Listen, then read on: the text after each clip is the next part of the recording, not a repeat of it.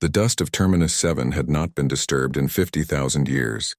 Captain Daewon stood at the viewport of his research vessel, watching the brown planet spin slowly below. 300 years ago, humans had joined the Galactic Council. Since then, they had been traders, diplomats, and scientists.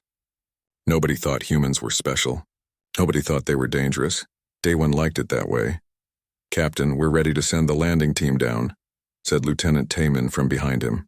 The young security officer looked eager. This was his first deep space mission. "Tell Dr. Hana she has permission to proceed," Daewon said. He turned from the window and walked to his command chair. The bridge was small and clean. Everything humans built was efficient but simple. Other races had faster ships, bigger weapons, better shields. Humans just had curiosity. On the planet below, Hana stepped off the landing shuttle. She had been studying dead civilizations for 20 years. The Vareth Empire had been gone for 50 millennia, but their ruins covered 12 worlds. Nobody knew what killed them. Nobody knew where they went. The ruins rose from the desert like broken teeth. Massive towers, crumbled walls, and streets that once held millions of people. Now there was only silence and sand. Teams spread out and scanned for data cores, Hana said into her communicator. Her 3 assistants moved through the ruins with their equipment. She walked toward the largest structure, a pyramid that still stood mostly intact. The entrance was sealed with a door made of some metal that had not rusted in 50,000 years. Hana placed her scanner against it. Strange symbols covered the surface. She had seen Vareth writing before, but these symbols were different. Older. "This is not Vareth language," she said softly. She touched the symbols and felt them pulse with faint energy. The door suddenly slid open with a deep grinding sound. Taemin's voice came through her communicator immediately. "Doctor, what was that noise? Are you safe?" "I'm fine. The door just opened. I'm going inside." "Wait for backup," Taemin said, but Hana was already walking through the entrance. Inside, the pyramid was dark, except for faint blue lights along the walls. The lights turned brighter as she walked, as if the building was waking up after a long sleep. The corridor led down deep into the ground. Hana felt her heart beating faster. This was what she lived for, the moment of discovery. The corridor opened into a massive chamber. Thousands of metal pillars stood in perfect rows, stretching into the darkness. Each pillar had a crystal at the top. Data cores. More than she had ever seen in one place. "Captain Daewon, you need to see this," Hana said. On the ship, Daewon immediately called Ambassador Jiwon to the bridge. She arrived minutes later, her formal robes perfect as always. Jiwon represented Earth at the Galactic Council. She was smart, careful, and never showed emotion. "What did they find?" Jiwon asked. "Thousands of Vareth data cores, all intact," Daewon said. Jiwon's eyes widened slightly. That was a lot of emotion for her. "The Council will want to know immediately. This is the largest Vareth archive ever discovered." Down in the chamber, Hana walked between the pillars. Her scanner showed that the cores were still powered, still holding their data after all this time. But something else caught her attention. The walls. Every surface was covered in writing, not just Vareth symbols. She recognized 12 different dead languages. The Karathi, the Milax, the Fen Collective, all extinct civilizations, all gone for thousands of years. And they all said the same thing. Hana's hands shook as she read the symbols. She checked her translation software 3 times. The message was the same in every language. The sleepers of Earth must not wake. The warriors of the 3rd planet must remain dormant. Do not disturb the humans in their slumber. If they wake, all will burn again. Hana stood in the center of the chamber, surrounded by warnings in a dozen dead languages. Every extinct civilization had left the same message. All of them were afraid of something. All of them were afraid of Earth. "Captain," she said quietly into her communicator, "we have a problem." Daewon listened as Hana explained what she found. Jiwon stood beside him, her face growing more concerned with each word. "It doesn't make sense," Taemin said. "Humans have only been in space for 300 years. How could extinct civilizations write about us?" "I don't know," Daewon said. "But we need to bring one of those cores back to the ship." 2 hours later, one of the data cores sat in the ship's laboratory. Hana connected it to the ship's computer. The crystal began to glow. A hologram appeared above the core. It showed a creature Hana recognized from her studies, a Vareth commander, tall and covered in dark scales. The creature looked tired and afraid. The hologram began to speak. The translation software worked slowly, turning the ancient language into words they could understand. I am Commander Veth of the Vareth Defense Fleet. If you are watching this, my people are gone. I record this warning for whoever comes after us. We died because we forgot the old rules. We forgot what the first civilizations learned. The hologram changed, showing images of space battles, ships fighting, planets burning, civilizations falling. 50,000 years ago, the galaxy was at war. The Devourer came from dark space and consumed everything. Thousands of species died. We thought the end had come. But then they woke up. The image changed again. It showed a blue and green planet, Earth. The humans were different then. They were warriors, peacekeepers who had been sleeping for millions of years. When the galaxy called, they answered. They fought the Devourer and drove it back. They saved us all. Daewon leaned forward. This is impossible. But the victory cost everything, the Vareth commander continued. The humans and 3 other warrior races had to sacrifice themselves to seal the Devourer away. The humans survived, but they chose to forget. They engineered their own memory loss, buried their history, and went to sleep again. They wanted to be normal. They wanted peace. The hologram showed Earth again, peaceful and quiet. We survivors made a pact. Never wake them. Never remind them. Let the humans sleep and dream of peace. Because if they wake, if they remember what they were, the galaxy will face its greatest protectors once more, and the Devourer will know they live. The hologram faded. The laboratory was silent. Taemin spoke first. That's just a legend. Ancient civilizations had lots of myths, but Jiwon was staring at the empty space where the hologram had been. Myths shared by 12 extinct civilizations? All saying the same thing? An alarm suddenly blared through the ship. Daewon ran to the bridge. The communications officer looked pale. Captain, we're receiving a distress call from the Mirren colonies. They're under attack. The main screen showed images of destruction. The Krell Dominion, an aggressive empire from the Outer Rim, was burning the peaceful Mirren worlds. The Krell were known for their cruelty and their hunger for conquest. Another message came through. This one was from the Galactic Council. Earth vessel Horizon's Edge, the Council requests assistance. Please send your merchant ships to evacuate Mirren refugees. The Council fleet will engage the Krell forces. Daewon looked at Jiwon. She looked at the now dark data core. What do we do? Taemin asked. Daewon thought about the warning. About sleeping warriors and buried memories. He thought about the Mirren people dying while the Council debated and prepared. Send a message to Earth Command, Daewon said quietly. Tell them we found something important. Tell them the galaxy needs help. Should I mention the warning? The communications officer asked. Daewon watched the images of burning Mirren colonies on the screen. Tell them, he said, that it might be time to wake up.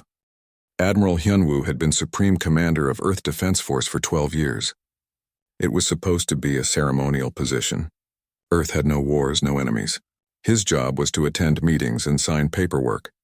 That changed when the message from Terminus 7 arrived. He stood in a command center that existed 5 kilometers below Earth's surface. The facility was 300 years old, built when humans first joined the Galactic Council.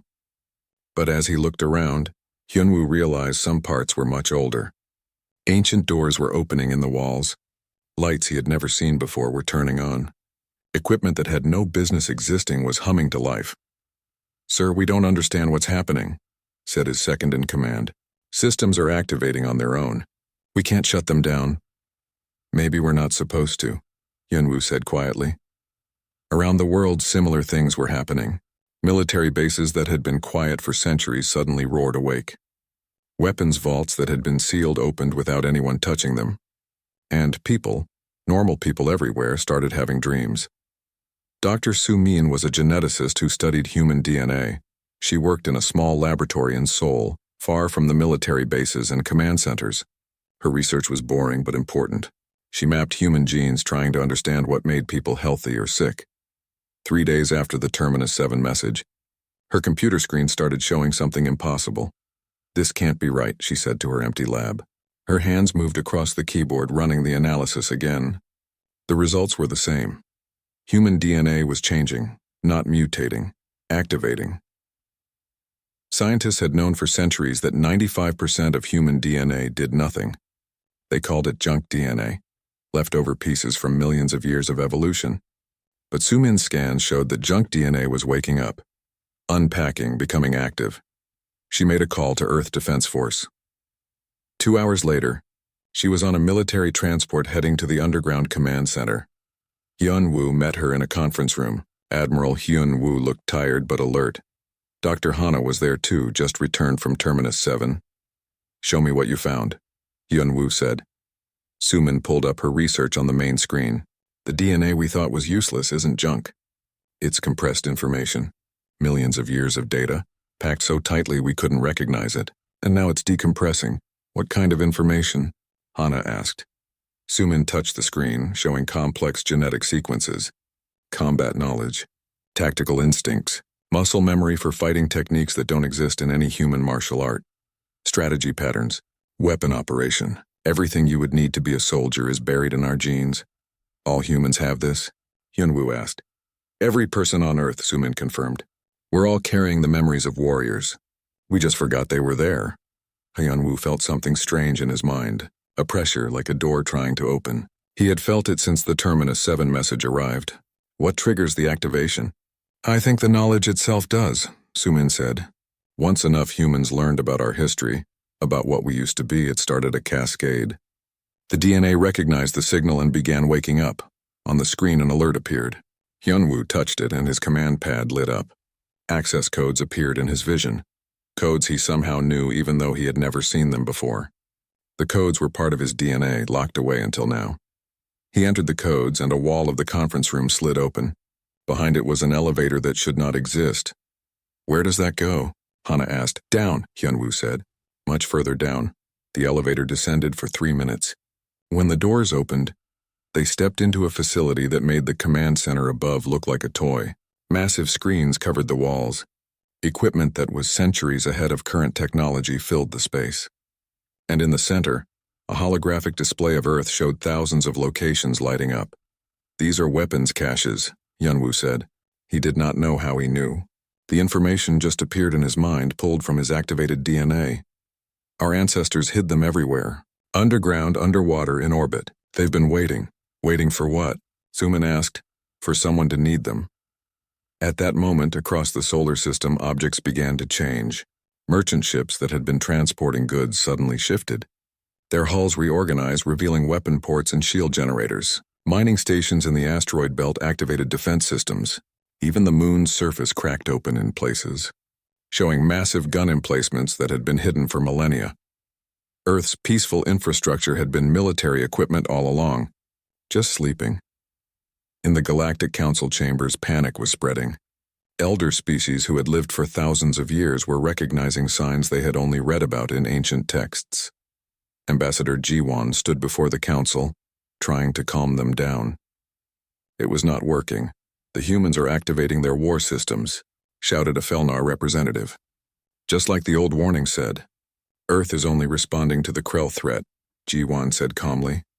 "The Mirren colonies need help." An ancient Valdrin counselor raised one of its many limbs. The Valdrin were one of the oldest species in the council. "We recognize what is happening. Our ancestors served alongside human warriors in the first galactic era. We remember, when humans wake, reality itself changes around them." "What do you mean?" Ji-won asked. "You do not fight like other species," the Valdrin said. "You do not think like them. Human warriors move together as if they share one mind. They predict enemy actions before those actions happen. They make impossible shots and survive impossible situations. It is not luck. It is what you are." Another elder species, the Corvin, spoke next. "Our archives speak of the Battle of Three Suns. 10,000 human warriors held a dimensional gate against 10 million enemies for 30 days. Every human died, but the gate held. The enemy broke against them like water against stone." Ji-won felt cold. Why did we forget? "The Devourer," the Valdrin said simply. "It hunted warrior species by their nature. Your ancestors chose to hide what they were so it could not find you. They engineered forgetfulness into their own genes. They chose peace and hoped to never need war again. Back on Earth, people everywhere were changing, not in body but in mind. Civilians suddenly knew how to fight. Children had dreams of battles they never experienced. Old people remembered training they never received." In a small apartment in Tokyo, a teacher named Kyung-soo woke from a dream where he had commanded a battle fleet. He could still remember every tactical decision, every maneuver. He knew how to read star charts he had never seen. He understood weapons he had never touched. He was not alone. Millions of humans were waking to similar memories. The Krell Dominion, unaware of what was happening on Earth, destroyed 3 more Mirren colonies. Their warlord, Thex, broadcast a message to the Galactic Council. This is how weak civilizations end. This is how strong civilizations expand. The Mirren are mine now. Any who interfere will face the same fate. In his command center deep below Earth's surface, Hyunwoo watched the broadcast. Around him, his staff worked at stations that had been dark for 50,000 years. The systems responded to them as if they had been using them all their lives. "Sir, the fleet is ready," his tactical officer reported. "All ships have completed transformation. Crews are reporting full combat readiness." "How many ships?" Hyunwoo asked. "All of them. Every merchant vessel, every transport, every mining ship. Turns out they were all military craft in disguise. We have 2,000 warships ready to deploy." Hyunwoo thought about the warning from Terminus 7, about sleeping warriors who should not wake. He thought about the Mirren people dying while the galaxy debated. He touched his command console and opened a channel to the Galactic Council. "This is Admiral Hyunwoo of the Earth Defense Force. Earth has received the Council's request for assistance in the Mirren situation." The Council chamber fell silent. Every species watched and waited. "However," Hyunwoo continued, "we will not be evacuating refugees. We will be ending the threat. The Krell Dominion has attacked a peaceful civilization without provocation. This will not stand." "Admiral," Ji-won said carefully, "the Council fleet needs 3 weeks to mobilize. Do you intend to wait for them?" "No, Ambassador. The Krell have killed enough innocents. Earth will handle this alone." Shock rippled through the Council. A Felnar representative stood. "You cannot face the Krell Dominion alone. They have a fleet of 50,000 warships." "We know," Hyunwoo said. "It will not be enough to stop us." He closed the channel and turned to his staff. "Prepare the fleet for immediate deployment. All ships jump to Mirren space in 3 hours. Authorization code Omega 77. As he spoke the code, more genetic knowledge unlocked in his mind. He understood now what humanity had been, what they had sacrificed, what they had hoped to never become again. But the galaxy needed protectors. And Earth would answer. On the main screen, Earth's fleet began moving into formation. 2,000 ships that looked civilian now showed their true nature. Sleek hulls, powerful weapons, shields that bent light. Technology that should not exist but did. Across the Krell Dominion, warlords laughed at the news that humans were coming. Humans were weak traders. Everyone knew that. But in the occupied Mirren colonies, the few survivors who still had access to old databases searched frantically through ancient records. They found. Commander Jae-won sat in the cockpit of his fighter, watching the stars blur as Earth's fleet jumped through space. He had been a transport pilot yesterday. Today, his hands knew how to fly a combat fighter he had never trained in. His mind understood weapon systems that should not exist. It should have been terrifying. Instead, it felt like coming home. "All wings check in," he said over the communications channel. 49 voices responded. 50 fighters in his squadron, all piloted by people who had been civilians days ago. Now they moved through space with the precision of veterans. "Jump complete in 30 seconds, said the navigation AI. Approaching Mirren system, Jae-won took a deep breath. Genetic memory told him he had done this before, thousands of times across countless battles. But those were not his memories. They belonged to ancestors who had been dust for 50,000 years. The stars stopped blurring. Reality snapped back into focus. The Mirren system spread before them. 3 planets all burning. Krell warships surrounded each world like hungry insects. J1's scanner counted enemy contacts. "Command, I have visual on 52,000 enemy vessels," he reported. Admiral Hyunwoo's voice came through calm and steady. "Confirmed. All ships assume combat formation Delta 7. Wings, you have weapons free. Protect the Mirren civilians at all costs." On the surface of the 3rd Mirren colony, Sergeant Yoonji checked her weapon one last time. She led a team of 20 soldiers in drop pods waiting for deployment. Like the pilots above, she had been a civilian until recently. She had been a nurse saving lives. Now she would take them. "Sergeant, we're cleared for drop," said Private Bora. The young woman looked nervous but ready. "Remember your training," Yoonji said. Then she paused. "Your real training. The memories. Trust them." They kept our ancestors alive. They'll keep us alive too. The drop pods launched from the fleet. 20 pods, each carrying a soldier who somehow knew exactly what to do. In space above, the Krell fleet finally noticed the human ships. On the bridge of the Krell flagship, Warlord Thex looked at his tactical display and laughed. 2,000 ships?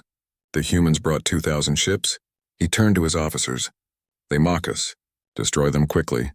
The Krell fleet moved to engage. 50,000 warships against 2,000. The numbers said Earth should lose in minutes. The numbers were wrong. J1's fighter squadron hit the Krell formation first. The enemy ships fired, filling space with deadly energy beams. Every shot should have hit. The distances were too small to miss. But the human fighters moved like water, flowing between enemy fire as if they knew where each shot would be before it happened. J1's mind processed information faster than he could think. His hands moved on the controls, executing maneuvers his conscious mind did not plan. Break right. Engage targets of opportunity, he ordered.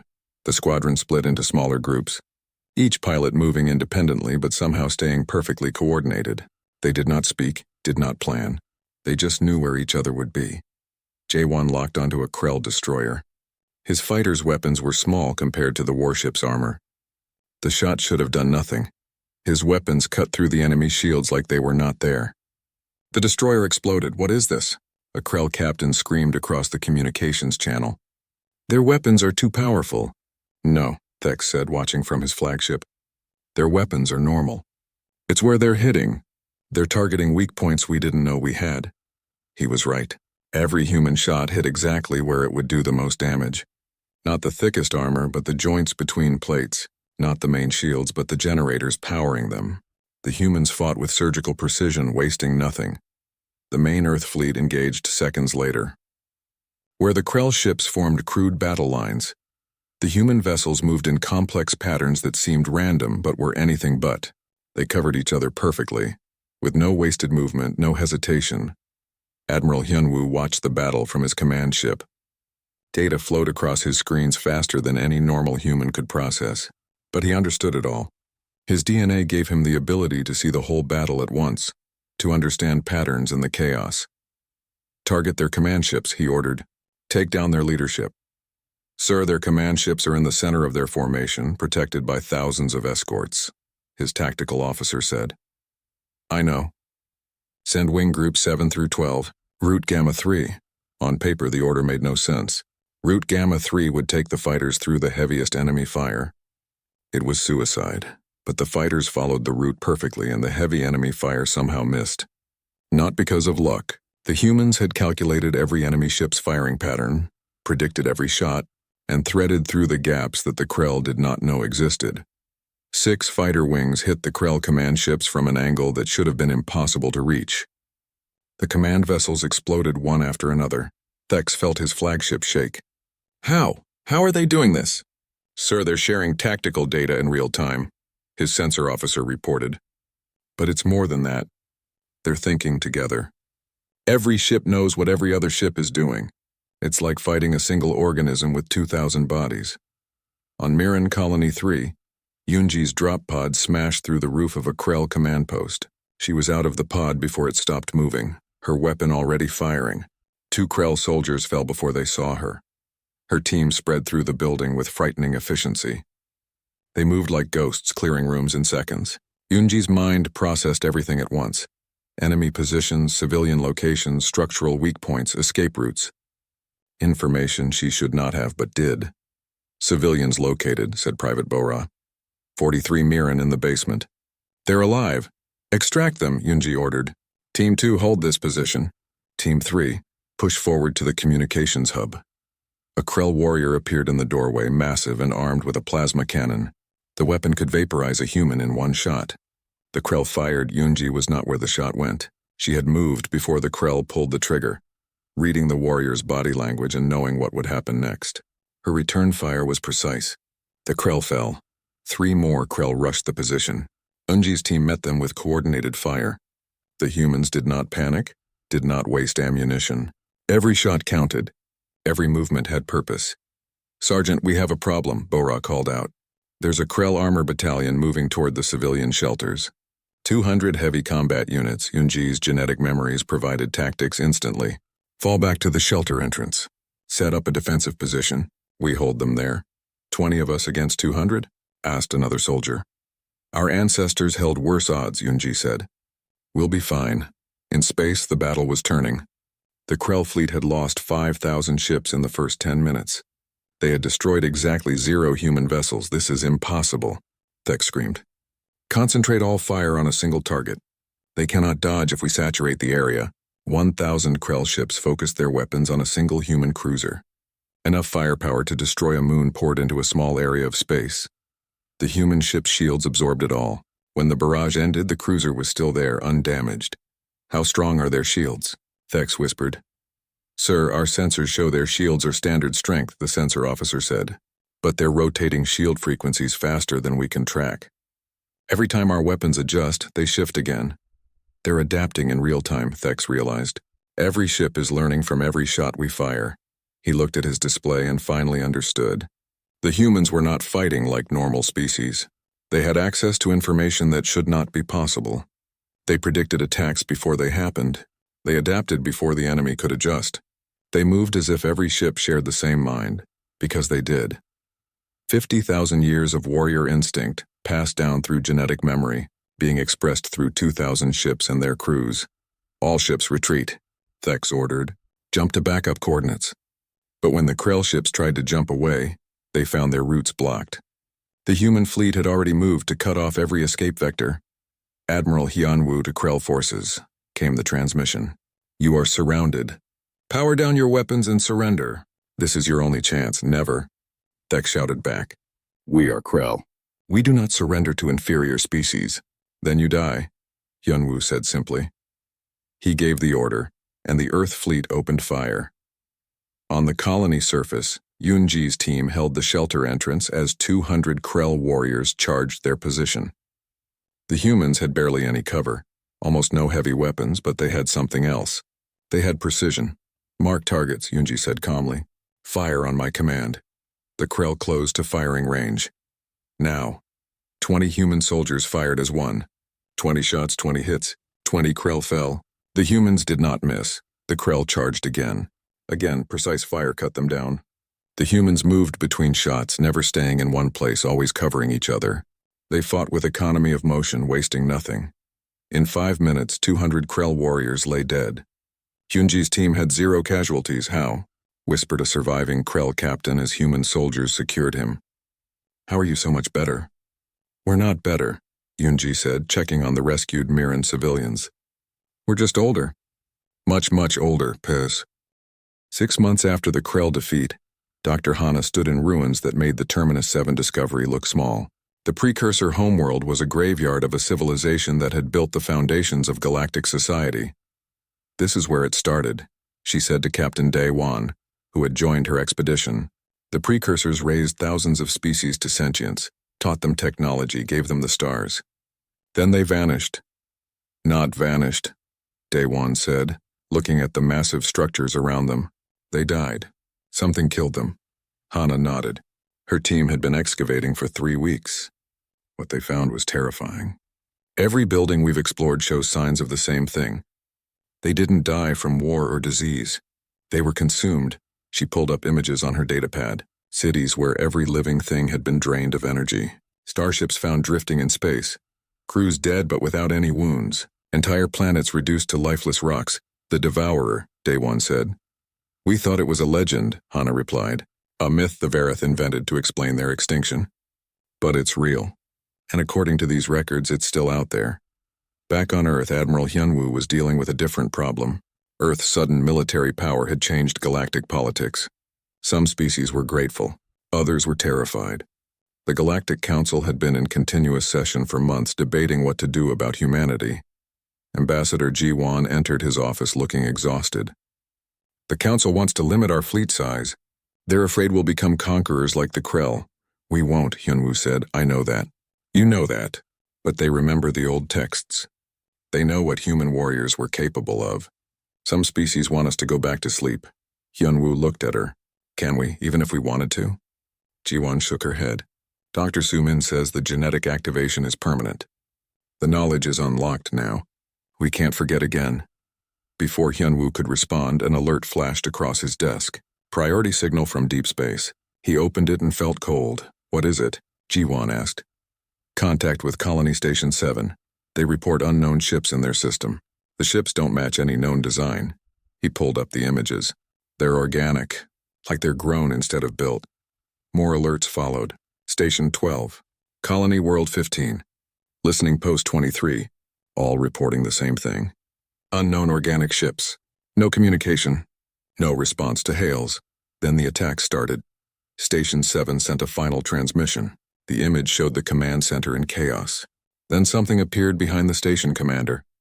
It looked like a person, but wrong. Its movements were jerky and unnatural. Its eyes were empty. It's one of our crew, the commander said, horror in his voice. It was Lieutenant Parks, but now it's something else. It consumed him and took his shape, and the transmission ended. Hyunwoo activated fleet-wide alert. All ships code black. Unknown hostile forces attacking outer colonies. Nature of enemy unclear. Prepare for combat operations. On the precursor homeworld, Hana's excavation team made a discovery in the deepest vault, a chamber that had been sealed with technology beyond even precursor standards. Inside, they found a database that was still functioning after millions of years. This is a warning system, Hana said, accessing the ancient files. The precursors built it to activate if the Devourer ever escaped its prison. It's active now, Daewon noticed. The warning lights were flashing. Hana pulled up the database records. Her face went pale as she read. 50,000 years ago, 4 warrior species fought the Devourer. Humans, Corvin, Talari, and Majin. They managed to seal it in a dimensional prison. But the seal wasn't permanent. It was designed to last only if the Devourer remained dormant. And now, when humanity woke up when we used our warrior abilities again, the Devourer sensed it. It's been breaking the seal for months, slowly pushing through. Daewon looked at the warning display. Where is it now? Everywhere, Hana whispered. It doesn't exist in one place. The Devourer is a collective intelligence that spreads through dimensional rifts. It consumes biological matter and converts it into extensions of itself. The organic ships, the corrupted crew members, they're all part of the same entity. An urgent message came through from Earth. Admiral Hyunwoo's face appeared on Hana's communicator. Doctor, we need your findings now. We're under attack by something we don't understand. Hana transmitted everything. Hyunwoo read the data in silence, his expression growing darker. How do we fight something that consumes everything it touches? He asked. The precursor's records say the warrior species use dimensional weapons, technology that could cut through the barriers between realities. They sealed the Devourer by severing its connection to our universe. Do we still have that technology? If we do, it would be in the archives of the other warrior races. But they're extinct. Have been for 50,000 years. Hyunwoo was quiet for a moment. The Varath message mentioned 4 warrior species worked together. We found human genetic archives. Maybe we can find the others. That would take months of searching dead worlds, Daewon said. We don't have months, Hyunwoo replied. Colony reports were coming in every hour now. The Devourer was spreading fast. He made a decision. Doctor, keep searching the precursor archives. Captain Daewon, take your ship and investigate the other warrior species' homeworlds. If we can find their genetic archives, maybe we can clone them. Bring them back. Clone extinct alien warriors? Daewon said. That's insane. We're fighting a dimensional horror that consumes souls, Hyunwoo said. Insane is what we have. 3 weeks later, Captain Daewon's ship approached a system that had been dead for 50 millennia. According to precursor records, this was the Corvin homeworld. The Corvin had been warriors of light, masters of energy manipulation. Scanning for genetic archives, his science officer reported. Captain, I'm detecting a massive vault on the 4th planet. It's still powered. They found it deep underground, a facility that looked remarkably similar to Earth's hidden bases. Inside, thousands of stasis pods lined the walls. Each pod contained genetic material carefully preserved. They knew, Daewon realized. They knew they might need to be brought back someday. All 4 warrior species built the same failsafe. Over the next month, Earth's fastest ships visited 3 more dead worlds. The Talari homeworld, where warriors of stone once lived. The Majin system, where masters of biological warfare had thrived. Each world had a vault. Each vault contained genetic archives. Back on Earth, Dr. Sumin looked at the material they had gathered. This is incredible. We can recreate these species, but growing adult warriors will take years. We don't need adults, Hyunwoo said. We need their knowledge, their genetic memories. Can we transfer that to humans? Sumin thought for a moment. Theoretically, yes. If we could splice their warrior DNA into human volunteers, the genetic memories would activate. The humans would gain abilities from all 4 warrior species. How long? Days if we work fast. Do it. The first volunteers were the pilots and soldiers who had fought the Krell, Commander Jae-won, Sergeant Yoon-ji, and 200 others. They underwent genetic enhancement, receiving DNA from all 4 ancient warrior races. The results were extraordinary. Humans who could manipulate energy like the Korvan, human soldiers with Talari resilience and Majin biological intuition, warriors who combined the strengths of 4 species that had once saved the galaxy. But it was not enough. The Devourer was growing stronger. It had consumed 50 colony worlds now. Every person it took became part of its collective intelligence. It learned from each victim, adapting to human tactics. Worse, the Devourer was targeting Earth's supply lines, isolating human colonies. It wanted to pick them off one by one before dealing with Earth itself. Then one day a message arrived, not from a human colony or Galactic Council member. The signal came from the Galactic Core, from a region of space that was supposed to be empty. Admiral Hyunwoo played the message on his command screen. It was audio only, the voice synthesized and ancient.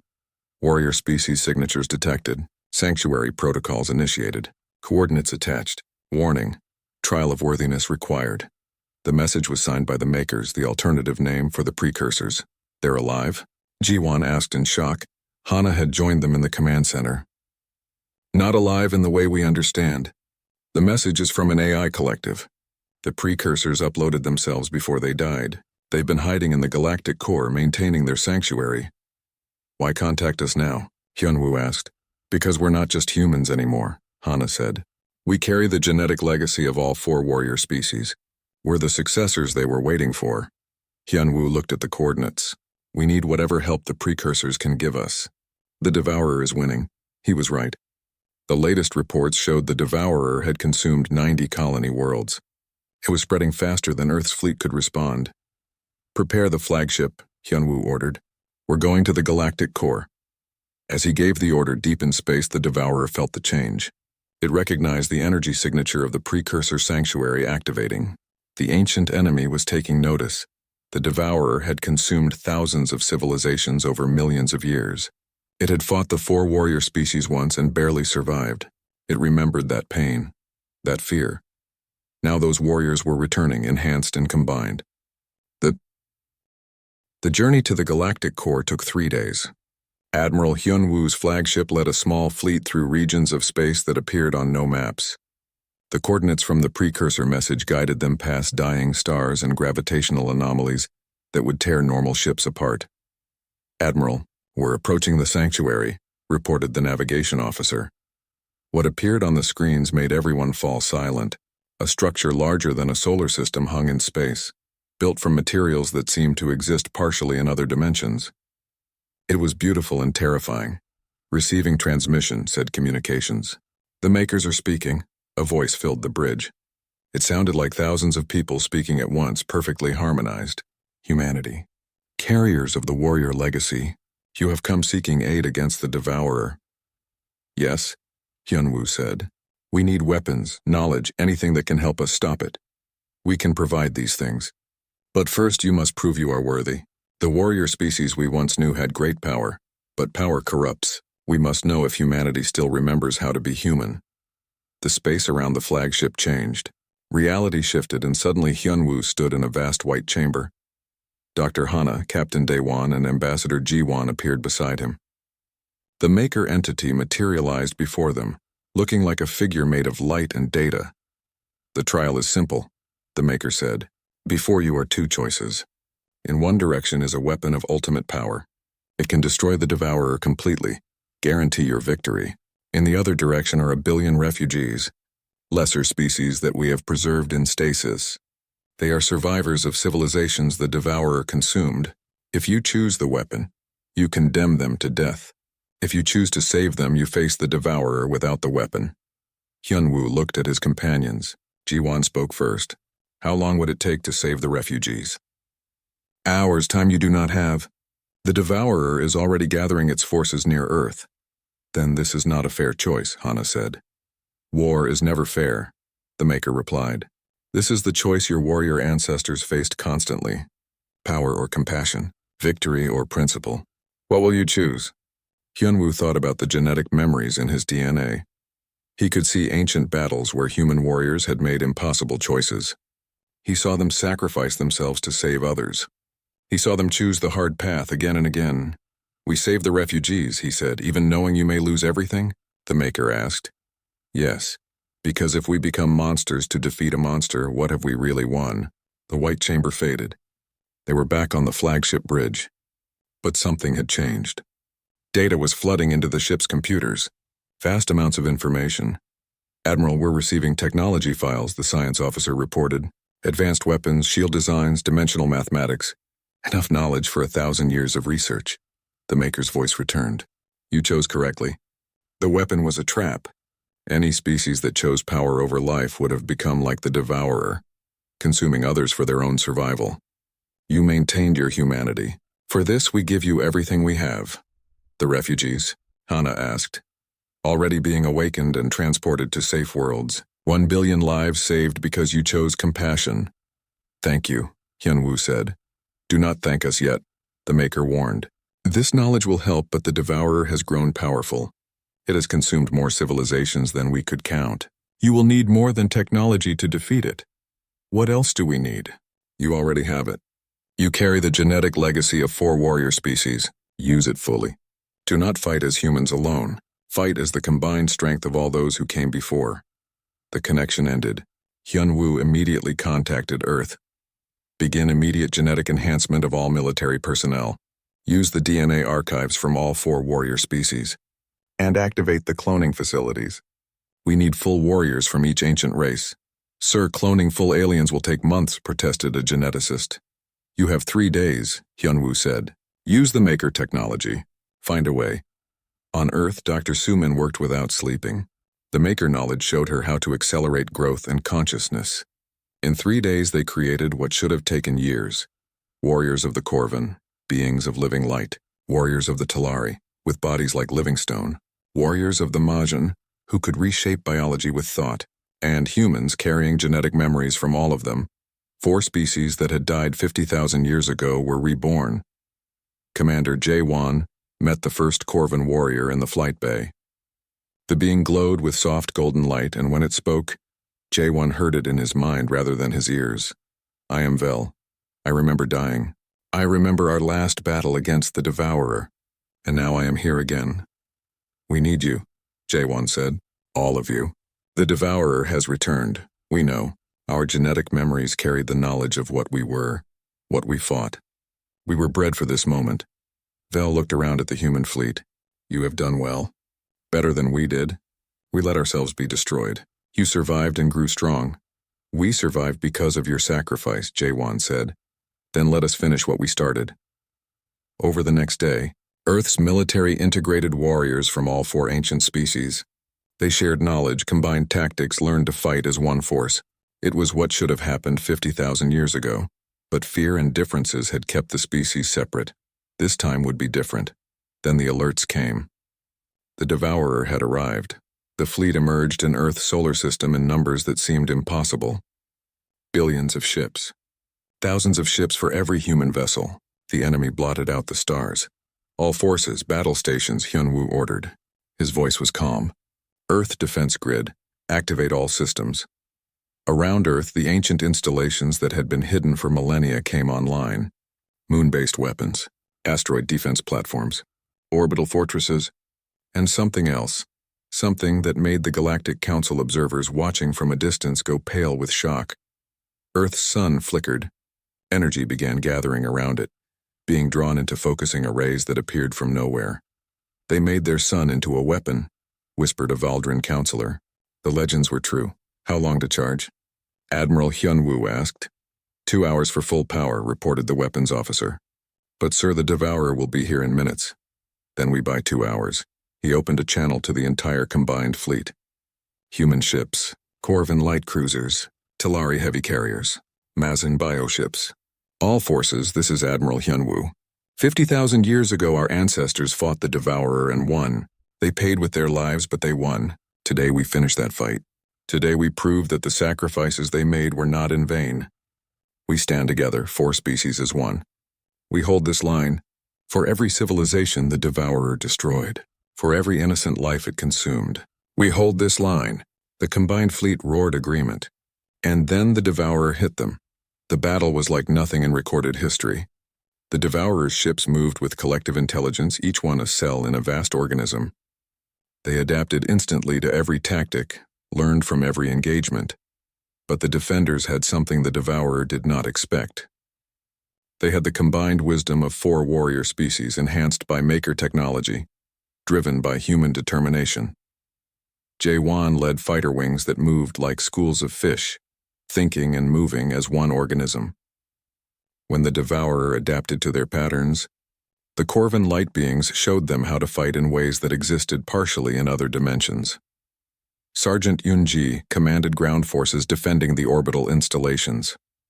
When Devourer boarding parties tried to consume the defenders, the Mazin warriors showed how to resist biological corruption, how to stay themselves even when the enemy tried to absorb them. The Talari warriors, with their stone-like bodies, held positions that would kill any other being. They stood in the path of enemy fire, shields for those behind them, and did not break. But the Devourer was too strong. Even with everything they had, the combined fleet was being pushed back. For every enemy ship destroyed, 3 more took its place. 30 minutes to weapon charge, reported the officer. We've lost 40% of the fleet, Tactical added. Casualties mounting. On the bridge, Hyunwoo watched the battle display. They were losing. The numbers did not lie. Then something happened that changed everything. The Devourer made a mistake. It tried to consume a Corvin warrior named Vel, who had died once before fighting this same enemy. Vel, who had been reborn carrying memories of that death. The Devourer pulled him into its collective consciousness, trying to absorb his being. But Vel did not resist. Instead, he opened his mind fully, letting the Devourer in. And through that connection, he showed the enemy something it had never experienced. Memory. Vel shared the memories of his first life. Of his people, their culture, their dreams. He shared the memory of choosing to sacrifice everything to seal the Devourer away. He shared the love he had for his species, the grief of watching them die. And through Vel's connection to the combined fleet, other warriors added their memories. Human memories of growing up on Earth. Talari memories of building monuments that would last forever. Mazin memories of nurturing life. The Devourer had consumed thousands of civilizations, but it had never truly understood what it was destroying. It saw beings as matter to absorb, energy to consume. It did not comprehend consciousness, love, sacrifice until now.